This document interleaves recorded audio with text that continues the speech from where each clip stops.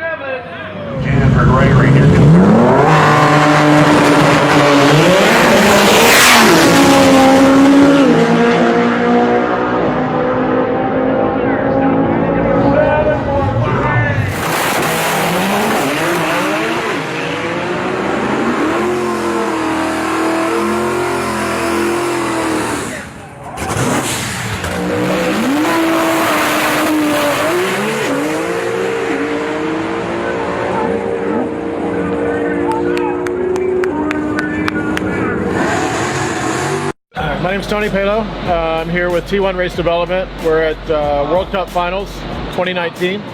We've got 5 GTRs here, and we've got one S2000, the oddball. We've got 4 cars in the Street Fighter class, and then we've got George's car in the Warrior versus Tres Quattro class. George's is one of the more exciting ones. It's a 3.8 liter engine.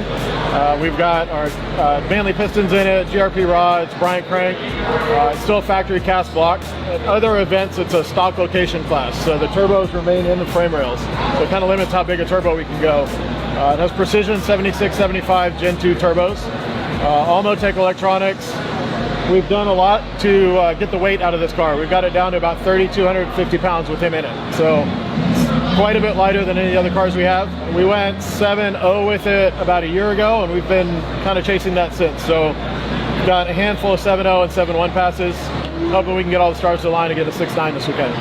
This car makes 2280 was the most we made with it on the dyno, and that was right about 60 pounds of boost. Normally on the track, especially with good air, we'll see 65, sometimes a little more than that.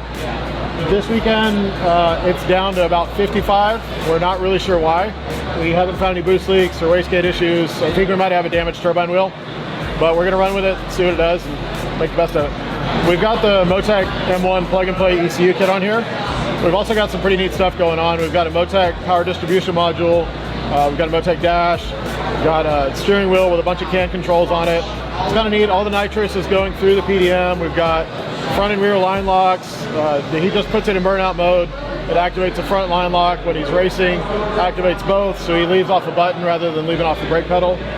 this is kind of one of our test beds to try all the new things. And so sometimes it works, sometimes it doesn't. But we learn on it, and that trickles down into all the rest of the cars. And so everybody wins, but sometimes it's a longer road that way. So we run this car on methanol, just VP M1. We've got our mechanical fuel pump kit, which is a cable-driven fuel pump. It puts the mechanical fuel pump in back by the fuel cell, so it's gravity fed. There's no priming pump or anything like that. It fires right up as if it was an electric pump. It's got 12 ID2000 injectors.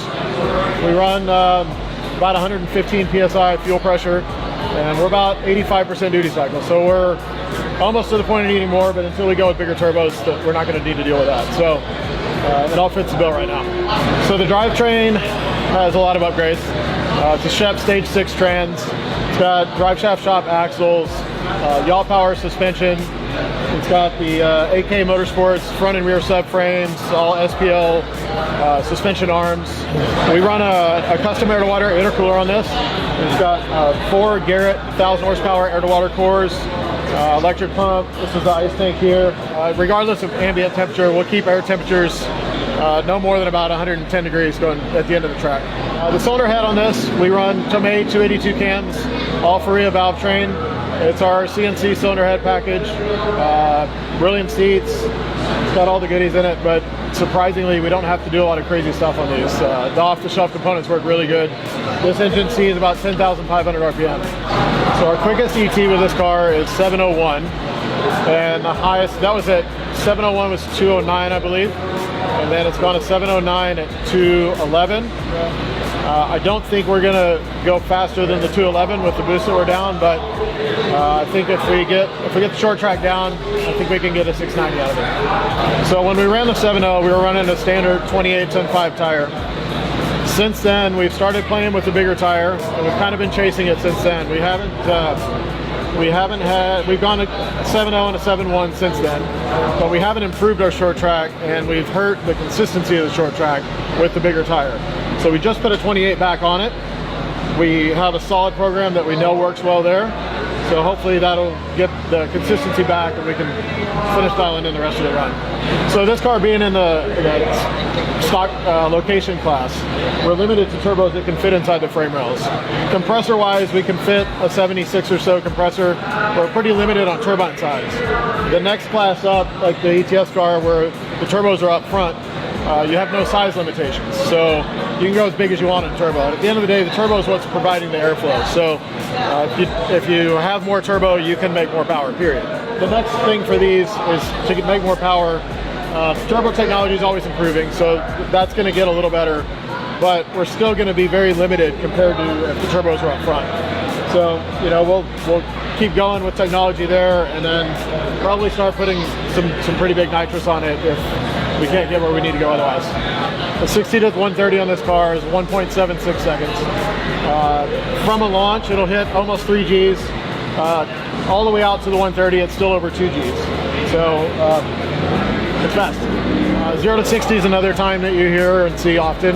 0 to 60 on this is 1.4 seconds. And then 0 to 130 is 3.3 seconds. So there's a lot happening in a real short time.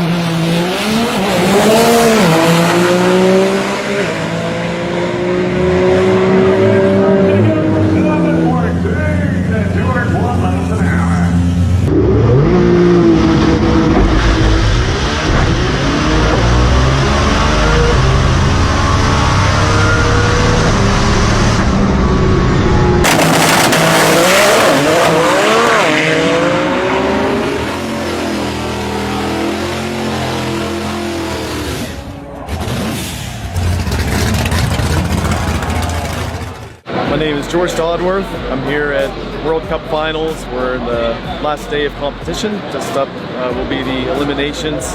I'm here with the Night Fury.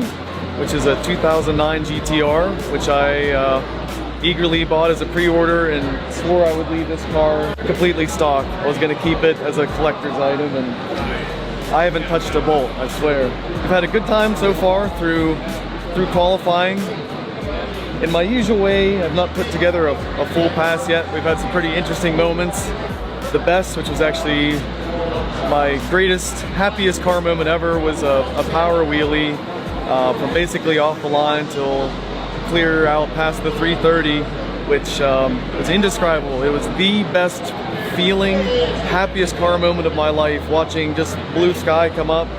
I'm a pilot, so I think I felt right at home because I visually had lost the horizon, but I had other clues to know I was still going straight, and it felt really amazing, so I just kept into that. In the data logs, we saw it was maxed out over 3 Gs, the entire pool. So I don't know how to describe that, but it is just amazing. So if nothing else happens down here, that alone has made this whole event worthwhile.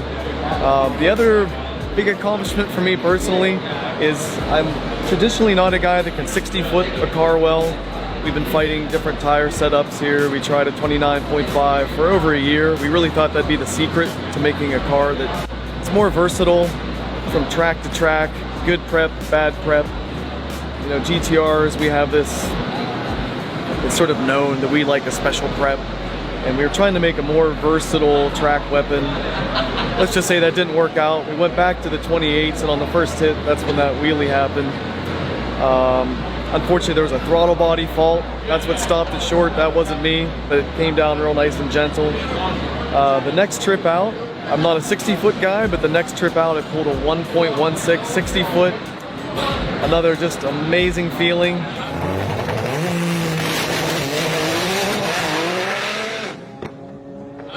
Unfortunately, it was a little too juicy for me. I'll probably look back in hindsight and say maybe that was one I could have driven through, but it was not feeling that way. I felt the left lane was just coming up too fast. I always say with this car, you make a suggestion. If it's heading in the wrong direction, kind of get aggressive at first, but then you just maintain a suggestion. Like, I'd like you to go over there. If it doesn't respond, you have to let out. It'll just trend in a bad direction. If it's, for example, heading left, but the trend of heading left is slowing, that's one you'll hold on to. So when you see us make these big arcs, we can handle those. Those are all right. But unfortunately, a 116, and I had to shut it down. So far, two really cool moments with the car, but I'm sort of a patchwork of a collection of pieces of the track. So now, for the first time, I have a 60-foot. The 61 to 130 has been really strong. This car has typically been really strong in the back half because of its weight. It's a low power car, being stock location, low power. I'm just waiting for that day to stitch all three together. So a really cool experience I had last year was with the Dragy. After our pass last year, I think that was a 708 pass, we noticed the G-force was just buried the whole time. And we were really pleased to learn that the data was in the system. They just had to rescale the G-force graph to get it. So I'm happy to again report they're gonna have to rescale that data again, because we clipped 3G, that entire wheelie, from the moment the wheels were up. It never dipped below 3G. So I don't know the peak G, I suspect it was around 3.5, but it maintained in excess of 3G the entire time. And I'll be really eager to see them rescale that to 4, see where those little peaks hit. I think that's as far as I'm gonna go, just for the record. I don't think this car is ever gonna pull over 4 Gs, but maybe you'll come back and find me in a couple years and have that conversation again. But speaking of that, even though I had to stop both of those runs, the power during those sections in that mid-track, on my wheelie pool, I didn't have a great 60-foot. Despite that, the 60 to 130 was a 168, which is new personal best for me. On the metric side, the 100 to 200 kilometer was a 144, which I don't know how to translate that into sensation, but it's the best feeling. And the other was in metric. The 0 to 200 kilometers per hour was a 3.0 flat. I feel like it's being the slingshot. I don't mean the object in the slingshot, this feeling of elasticity of just being pushed. It's a great feeling. Despite my struggles at this event to put together a pass, it's really made up for it. I was asked yesterday by another competitor, they know I'm a pilot, how would it compare flying versus driving this? And just for the record, flying is exceptionally easier than this. I think anybody could fly a plane. I don't mean to make that comparison. This thing is just, it's a challenging thing for me to make a straight pass. When it goes straight, it goes straight. The days it doesn't,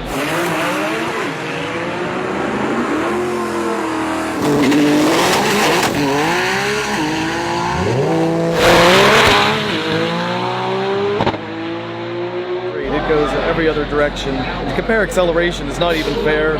We see these races where they set up a car versus a jet. It's would not be fair. The jet would still be spooling up. Growing up, we were not the wealthy kids in school. We were probably, I think, in the bottom 3 of income. I was blessed to have an uncle that's just a car enthusiast, restoring Model A's, Model T's. Fortunately, I had one muscle car in there, this great 60s Mopar. And just shadowing him my whole life growing up, from body work to watching him build engines and every manner of self-car construction and repair inspired me. What transformed me personally, put me on my own trajectory, was I had my first ride in a Mazda RX-7. It would have been in 1986.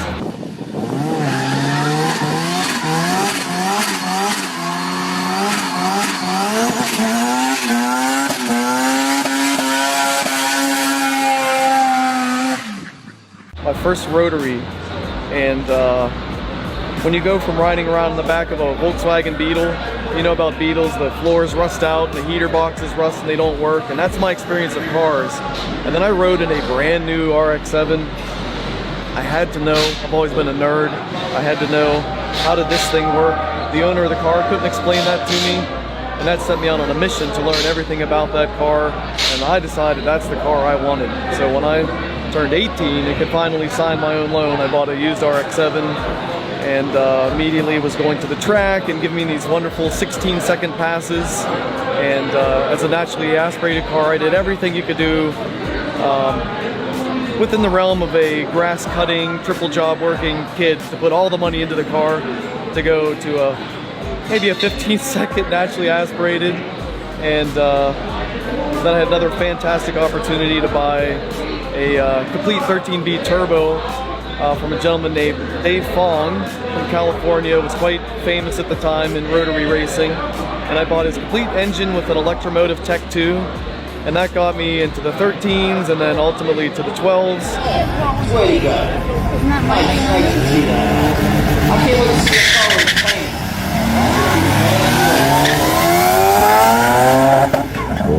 Nice fairing kit on it. Nice wave action. Sunroof. That thing's gonna be nice when it's not.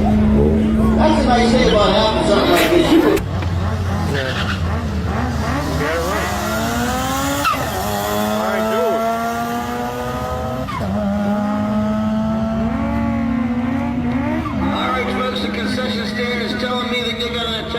spent years chasing 11s, and sadly that car never made it into the 11s, but I did start a rotary shop called 7 Speed and had a wonderful partner, Mike Healy, and we built rotaries all through the 90s into the early 2000s. So in the FD platform, I saw the first 11s, and for me, my first 10, I mentioned earlier I would never modify this. When this was stock, I took it to the track and saw my first 10. Well, this is one that I just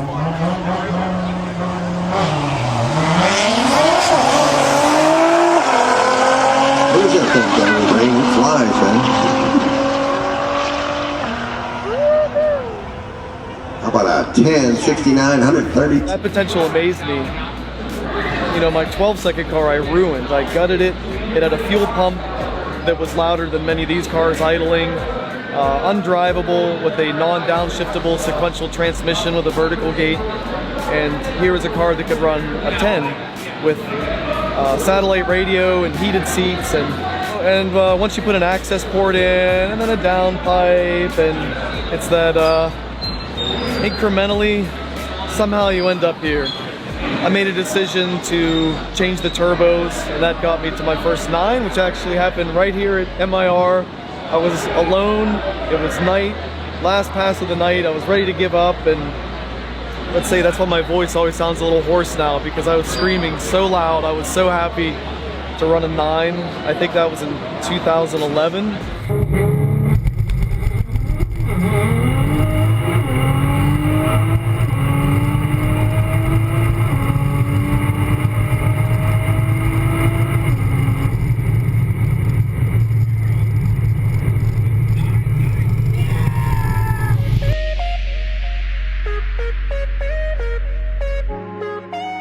Continue that battle or journey, take your pick of which it is. Another turbo change, first dates, Cecil County. That was another big day for me.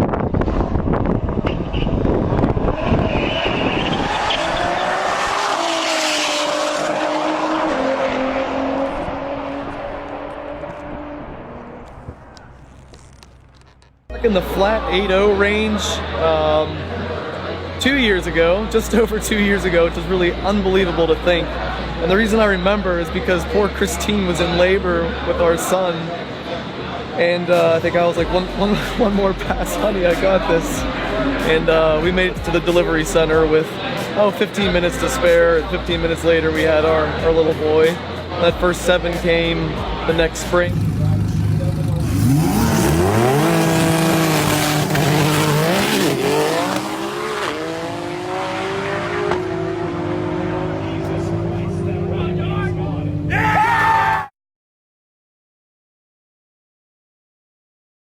Not knowing about this whole thing of stock location. I just wanted to go faster, and when it was announced that was a stock location record, I wasn't after a record, I was just after a better time. But that sort of locked me on a path now. I feel committed to that path, and that's why I've stuck with it. I wanted to see stock location, stock block, cast block. This is still a stock cast Nissan block, 3.8 liter, skinny tire. I wanted to make all those check boxes just because I think it can happen. I think as a platform we overshoot, we try everything, we throw everything at a car to get a better time. Then the guys that are waiting just a little bit further behind, they're the smart ones. They see what works and doesn't work. And I think you're gonna see stock location cars, probably with full interiors and glass and headlights, and I think you're gonna see that 6 happen with a lot less done. So I've sort of penalized myself by taking a more difficult route, and I want to see that 6 happen here. It's really tempting to sell out when you see Lazier with this amazing pass, a 680, 3.8, cast block, skinny tires. He just took a bunch of those check boxes away and proved something really, really big to the world. So the only thing I have hanging on is stock location for the heck of it at this point, but it really is a limitation. We can't always make the power. This is a 76-75.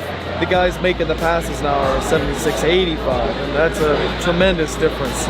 So if the air's not perfect, maybe we get the 60 foot, but we don't make the power. Maybe the day we're making the power's too soon, we don't make the 60 foot. So it's a journey, but to go from 16 seconds to 7.0s and 7.0s and 7.0s for a year, it's frustrating at times. If it comes, it's gonna be, all of that will make it worth it. I don't feel like this is my car. I feel like somehow I become lucky enough to be the guy that gets to drive this car. I made some bad decisions in choosing what I thought having a shop close to you was better than having the best shop. That went very poorly for me, and I was frankly ready to give up on this car. Shep actually demanded I take this car to Tony, and it was a transformation for me. I went from a car that I really fought and struggled with and I didn't enjoy. My first event out with these guys, I felt like I was part of a family. I really do now. If I stop racing for any reason, I'll still be back at these events just because I want to be around these guys. What they've done for me, racing is an escape for me, and it needs to be enjoyable. So I've talked about, I've not made that number, but I've been having so much fun this weekend to be around these guys in the pits. It doesn't matter. I can't thank those guys enough, and yeah, it's really big. Number or no number, I'm so happy to be in their family.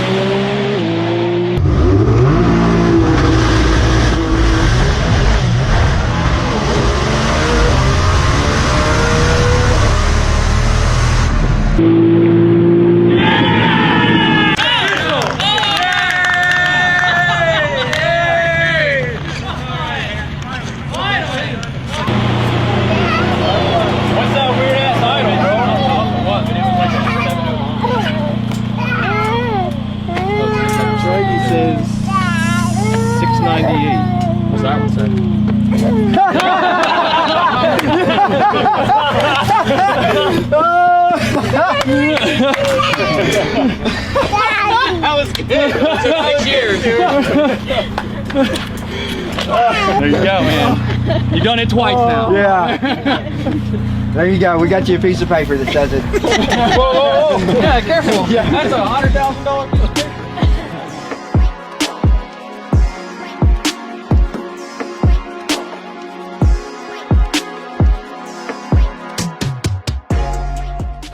So I started T1 in 2005. I came from a place doing a lot of Honda drag race work. I started playing with cars in '97, worked for a couple places, and then opened T1. I had a customer that had a Turbo Integra that I tuned and built the turbo kit for, and he wasn't really getting the results he wanted at the track. He asked me to drive it one time. I mean, I'd driven cars on the street. I hadn't driven a car like that. I jumped in, went 10-1. That set a Texas record for front-wheel drive street cars way back in '06 or something. And he decided he wanted me to race the car for the rest of the season. So we did that. We made some changes, got it into the 9s, first Honda in the 9s in Texas. And then we raced it for another couple of years. And you know, he owned the car and was paying for some of it. Eventually moved on, so I bought the car from him. Continued racing it. Ended up 8:32, I think, was my best time with that car. That was about 2011.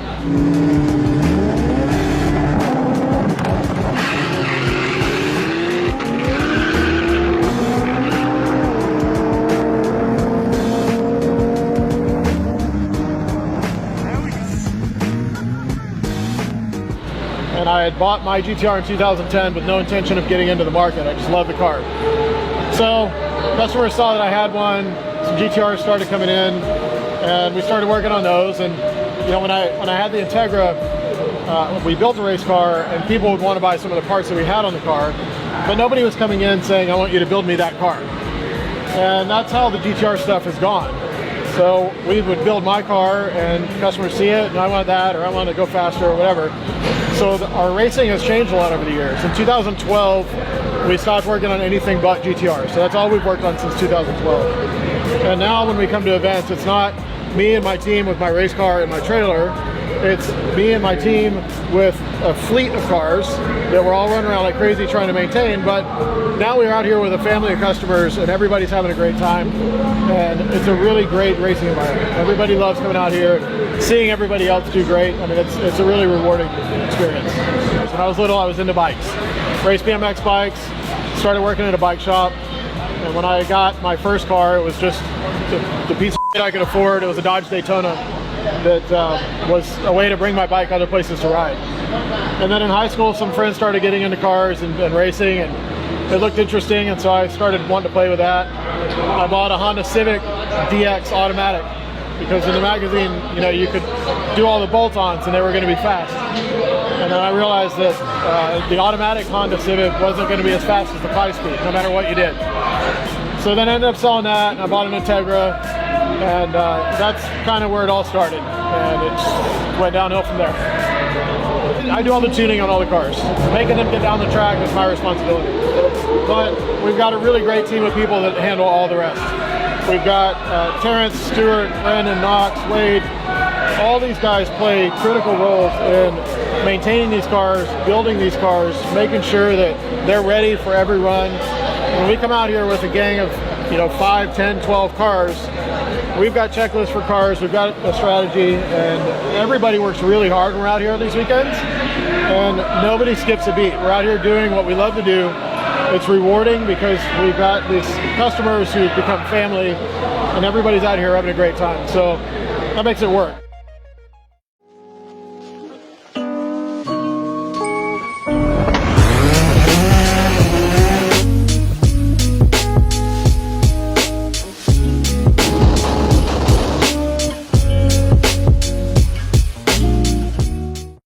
Another car we brought out is Michael Hurley's. He's been through a lot with this. We made a lot of changes over the past year. He hasn't been in the car in the past year. Put one of our engines in it. It's got a 4.3 liter engine. We switched the car over to Motec. It's got an ETS turbo kit with 7685 turbos on methanol. It makes about 2,350 horsepower. This car has a lot of power. It has all the right things, but it doesn't have anywhere near the weight reduction of this car. So that car is 3,900 pounds with driver. His first quarter mile pass out here, he went 7.1 at 2:03. So that's pretty exciting. We were all happy to see that. And looking at the data, it looks like there could potentially be a 6-second pass in this heavy car as well.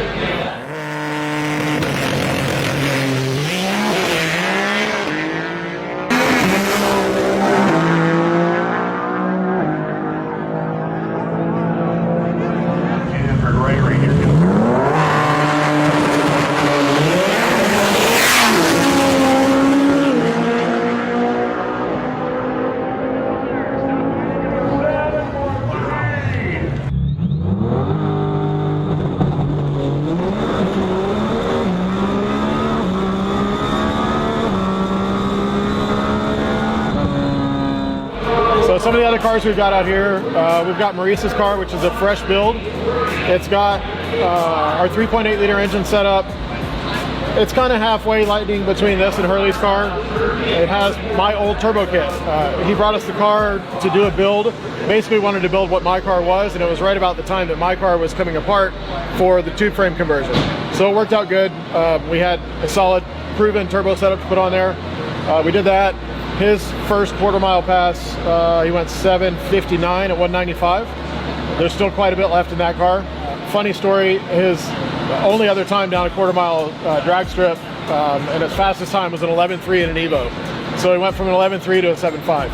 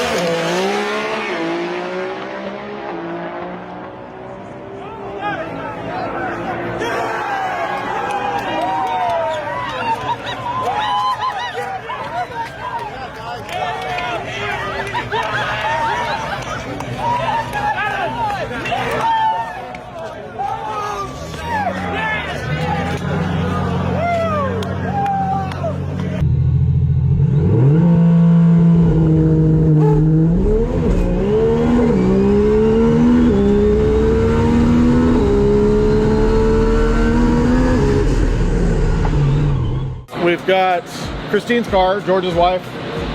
That car's had quite a few different turbo setups on it. It's got a fresh setup now with the ETS Pro 1900 setup, with the new Zona, the 9569S. Those turbos are pretty badass. It's got our 4.1 liter engine. Motec, all of our cars have Motec ECUs. That car made 1,800 horsepower just before we left to come here. It's got more in it. I didn't want to break it just before the event. So that car went 7.6 at 180, I think it was. That car's 4,100 pounds. So it's full cage, full legit street car. It's got everything in it.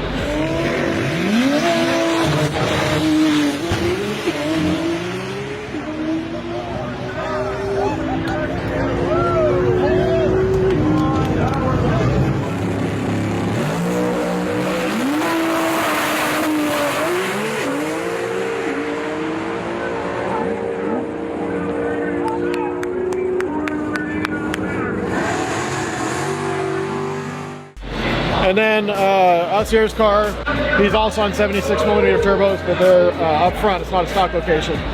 That car is on our 3.8 liter engine, makes about 2,250 horsepower right now. Everything was good on it, so we're going to turn it up for the next pass. We'll see what it does. It's at the very least got a low 7 in it. 4 of these cars have potential to go 6s, so we'll see how it goes.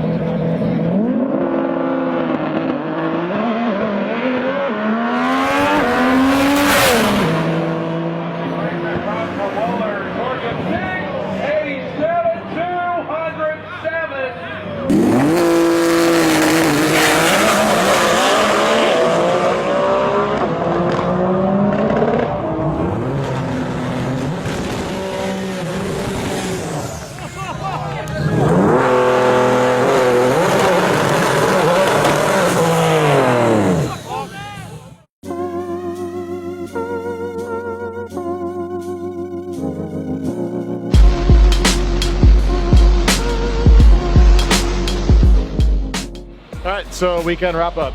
Christine's car, I think we got a valve problem or something, so we only got a couple passes in that one, 7.6 and 7.8. George's car, the one that we've been trying to run a 6 with for a really long time. First round of eliminations, the car puts down a beautiful pass and the timers didn't work.